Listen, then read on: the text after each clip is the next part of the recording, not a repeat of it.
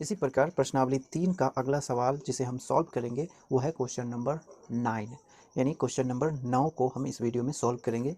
इसके 2 भाग दिया गया है। इसके पहले भाग में जो सवाल है वो कुछ इस प्रकार से है। इसके पहले भाग में बताया जा रहा है कि एक 30 मीटर लंबी सीढ़ी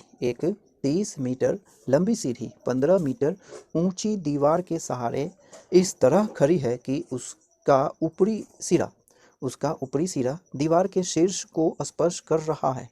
सीढ़ी भूमि तल से कितना कोण बना रही है, सकारण लिखें।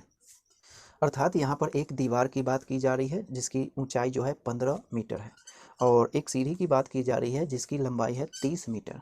यानी दीवार है तो दीवार तो सीधी खड़ी होती है ना, तो ये हो जाएगी दीवार, ठीक ना। इस प्रकार से एक दीवार है, इस दीवार की जो ऊंचाई है वो है 15 मीटर, ठीक ना। इस प्रकार से 15 मीटर ऊंची एक दीवार है और इस दीवार के सहारे एक सीढ़ी है। इस दीवार के सहारे एक सीढ़ी इस प्रकार से है ना, सीढ़ी तो इसी प्रकार से हो सकती है, इस तरीके से, ठीक ना। इस तरीके से एक सीढ़ी लगी हुई है और ये इस प्रकार से है कि इसका ऊपरी सिरा दीवार के शीर्ष भाग को स्पर्श करती है, इस तरीके से, ठीक। तो हमें यहाँ पर बताना है कि ये जो सीढ़ी है भूमि तल के साथ कितना का कोण बना रही है। ये जो सीढ़ी है यहाँ से ये सीढ़ी ये भूमि तल के साथ जो एंगल, ये वाला एंगल बना रही है वो एंगल कितनी है वो हमें फाइंड करना है, ठीक ना। क्योंकि ये जो दीवार है ना, सीधी खड़ी है, इसीलिए भूमि तल के साथ समकोण बनाएगी, ठीक। तो यहाँ पर ये समकोण हो गया। अगर हम इसे A मान लें और इसे B मान लें और इस बिंदु को C मान लें तो यहाँ ABC एक त्रिभुज मिलेगा, है ना। इस त्रिभुज में एंगल B समकोण होगा, इसीलिए ये समकोण त्रिभुज हो गया, ठीक। अब ये जो है सीढ़ी ये भूमि तल के साथ कितना का कोण बना रही है, इसे हम थीटा मान लेंगे, ठीक। तो थीटा, और यहाँ पर सीढ़ी की जो लंबाई के बारे में बताया जा रहा है ये है 30 डिग्री, ये है 30 डिग्री कह रहा हूँ, 30 मीटर की लंबाई है। ये सीढ़ी की लंबाई 30 मीटर है।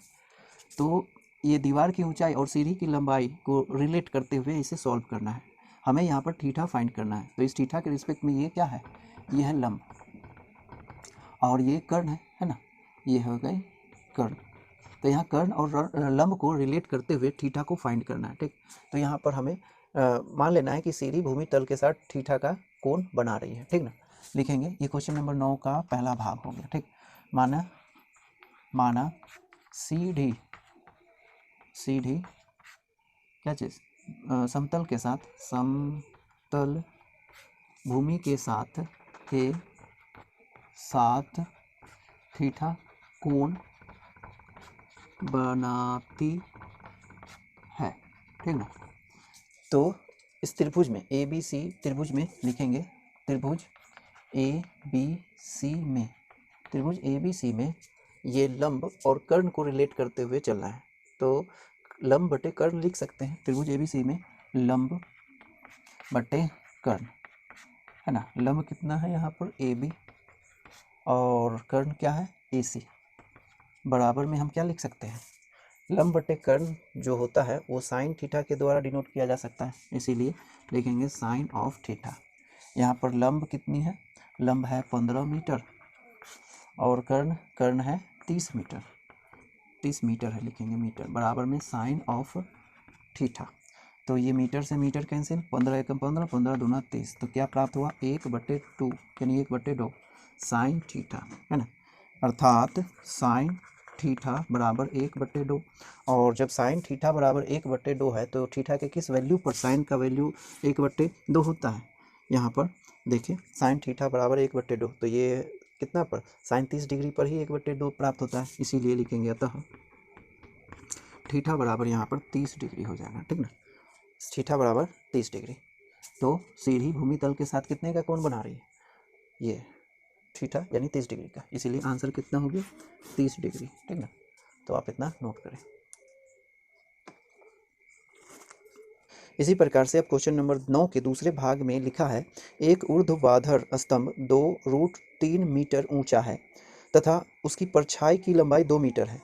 प्रकाश स्रोत का उन्नयन कोण क्या होगा, सकारण लिखें।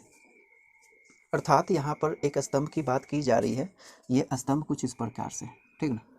इस प्रकार से स्तंभ है और यहाँ पर कहीं पर एक प्रकाश स्रोत है जहाँ से यहाँ लाइट आ रही है और लाइट के कारण इस स्तंभ की परछाई बन रही है धरती पर, ठीक ना। इस प्रकार से एक स्तंभ है और इस स्तंभ की परछाई इस तरीके से बनती है, ठीक ना, इस तरीके से। अब ये जो स्तंभ है इसे हम ए और बी मान लेंगे, ए बी एक स्तंभ मान लेंगे, ठीक ना। अब इस स्तंभ की जो ऊंचाई है, ऊंचाई यह है 2√3 मीटर, ठीक। और इसकी जो परछाई है, ये परछाई इसे हम यहाँ पर सी दे करके बी सी मान लेंगे। स्तंभ ए बी और उसकी परछाई बी सी, और बी सी की जो लंबाई है वो है 2 मीटर, इस प्रकार, ठीक ना। अब यहाँ पर प्रकाश स्रोत का जो उन्नयन कोण बन रहा है वो हमें प्राप्त करना है। तो कैसे बनेगा? अब यहाँ पर ही अगर कोई व्यक्ति बैठ करके इस प्रकाश स्रोत को देखे तो उसकी आँख पर एक उन्नयन कोण बनेगा, ठीक ना। तो ये उन्नयन कोण इस प्रकार से होगा, ठीक। इस उन्नयन कोण को हमें फाइंड करना है। जब यहाँ पर कोई व्यक्ति बैठ करके इस प्रकाश स्रोत को देखेगा तो उसका उन्नयन कोण इसकी आँख पर बनेगा, ठीक ना। तो ये कोण मान लेते हैं, ये थीटा बन रहा है, ठीक। तो उन्नयन कोण कितना? थीटा हम मान लेंगे, ठीक। अब अगर इसे हम मिला दें इस प्रकार से मिला दें तो यहाँ पर ए बी सी एक त्रिभुज दिखेगा, है ना। क्योंकि यहाँ पर स्तंभ सीधा है इसीलिए ये समतल के साथ 90 डिग्री का कोण बनाएगा, ठीक। इसी कारण इसे ये त्रिभुज जो हो गया एक समकोण त्रिभुज हो जाएगा, ठीक ना, जिसमें ये 90 डिग्री है। तो यहाँ पर प्रकाश स्रोत का उन्नयन कोण कितना मान लिया गया है? थीटा। तो लिखेंगे यहाँ पर माना प्रकाश स्रोत का उन्नयन कोण बराबर थीटा, ठीक ना। प्रकाश स्रोत का उन्नयन कोण थीटा मान लेंगे, ठीक। अब त्रिभुज ABC में हम देखें तो इस थीटा के लिए यानी इस एंगल के लिए सामने की भुजा क्या होनी है? लंब, है ना। और इसके संलग्न भुजा जो हो जाएगी ये हो जाएगी आधार, ठीक। तो लंब और आधार को रिलेट करते हुए हमें थीटा फाइंड करना है। लंब और आधार का जो रिलेशन होता है वो tan के द्वारा डिनोट किया जाता है, इसीलिए लिखेंगे अब त्रिभुज ABC में, त्रिभुज है ये, ढंग से लिखेंगे, त्रिभुज ABC में tan ऑफ थीटा बराबर में लंब और बट्टे में आधार, लंब बट्टे आधार होता है, tan थीटा बराबर लंब बट्टे आधार। तो यहाँ पर लंब बट्टे आधार है तो यहाँ पर tan ऑफ थीटा एक बार लेने देंगे। लंब यहाँ पर कितना है? √3 मीटर, 2√3 मीटर और बट्टे में आधार कितनी है? ये 2 मीटर, तो लिखेंगे 2 मीटर। तो मीटर से मीटर कैंसिल, 2 से 2 कैंसिल, बराबर में √3, बस √3 या tan थीटा बराबर में कितना? √3। तो tan थीटा बराबर √3 है तो थीटा के किस मान पर, थीटा के किस वैल्यू पर tan थीटा का वैल्यू, थीटा के किस मान पर tan का वैल्यू √3 होता है? अगर आप इसे गौर करें तो टेबल से आपको पता चल जाएगा कि ये थीटा बराबर कितना? 60 डिग्री पर प्राप्त होता है ना। थीटा बराबर 60 डिग्री पर tan का वैल्यू √3 प्राप्त होता है, इसीलिए यहाँ थीटा कितना हो गया? थीटा हो गया 60 डिग्री, यानी प्रकाश स्रोत का उन्नयन कोण कितना? 60 डिग्री, ठीक ना। तो ये है आंसर, ठीक। तो आप इतना नोट कर लें।